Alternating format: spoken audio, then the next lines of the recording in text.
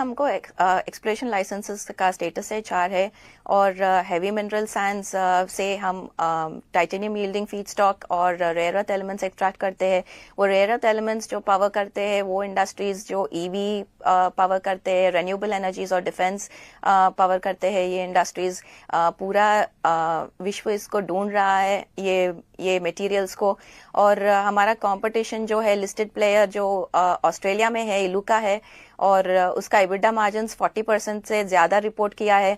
और मेरे हिसाब से ऑस्ट्रेलिया में कॉस्ट ज्यादा है श्रीलंका से, और उनको आपको कुछ अंदाजा रहेगा कि इंडस्ट्री के मार्जिन्स कैसा है। और जो मोनोसाइट है, जो बाय प्रोडक्ट है ये हेवी मिनरल सैंड्स का, वो रेयर अर्थ एलिमेंट्स पावर करते हैं। और वो जो MP मटेरियल्स है जो लिस्टेड कंपनी है, उसका जो US ने सपोर्ट प्राइसिंग दिया है $120 दिया है 1 kg के लिए, वो टन को नहीं 1 kg के लिए $120 दिया है। और उनका प्राइस जो चाइनीज इंडेक्स है वो 58 डॉलर्स पर kg है। सो उसको जो नॉन ऑल्टरनेटिव चाइनीज सोर्स जो ढूंढ रहा है उसको डबल दे रहा है support pricing. The world wants to find an alternate source that is as an alternate from China. Realization जो है वो डिक्लाइन नहीं हुआ है।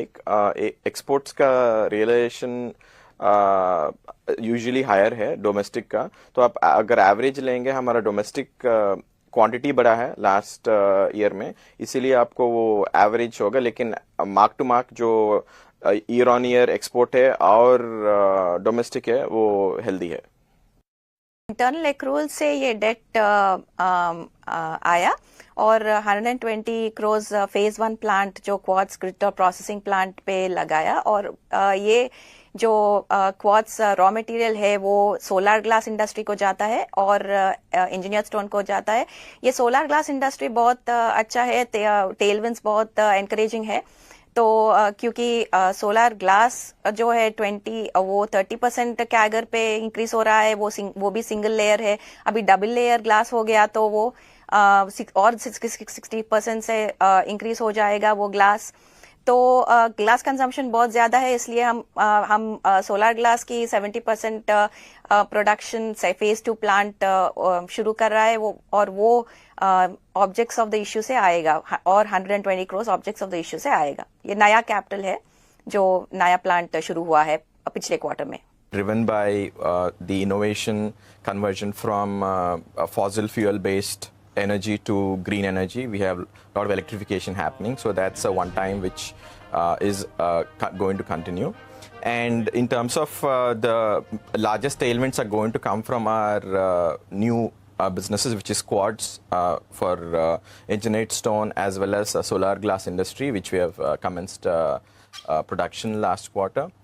And that is in the short term. And in the medium term, the growth drivers would be the heavy mineral sands project, out of which we will supply the feedstock to the titanium downstream industries, as well as the byproduct monazite, which will cater to the rare earth industry. So what kind of margins of current business are sustainable because of the cost measures and the positioning of the business that we are in. We are sitting on a resource which is rare and supplies to a global feedstock in terms of the granite.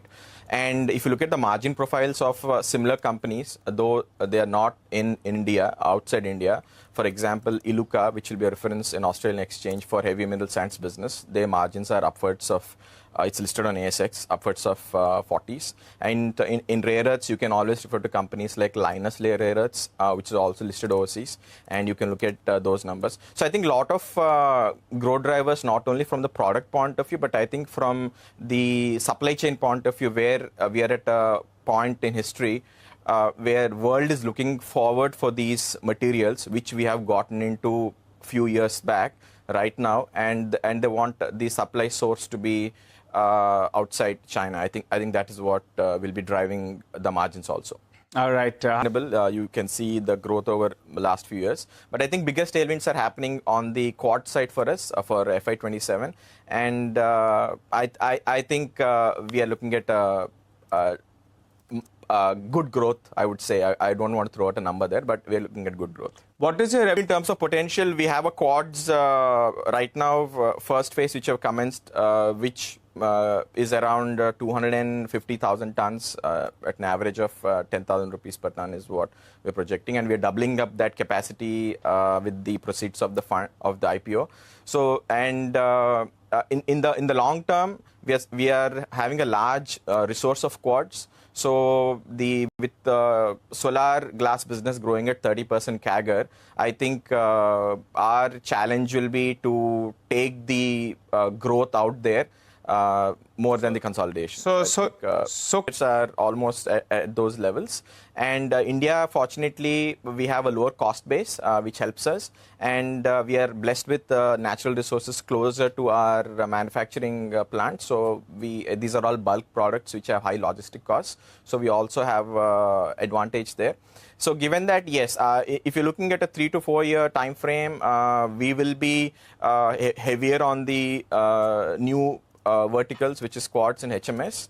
I think that will be their tilting point. So that will be more than 50%. Peculiar, and the market has supported us for the last 8 to 18 years. And China, what's happening in China is China has become the EPC contractor for the world. So if you look at all the skyscrapers, all the malls, all the tall buildings globally, majority of the EPC companies are the Chinese companies.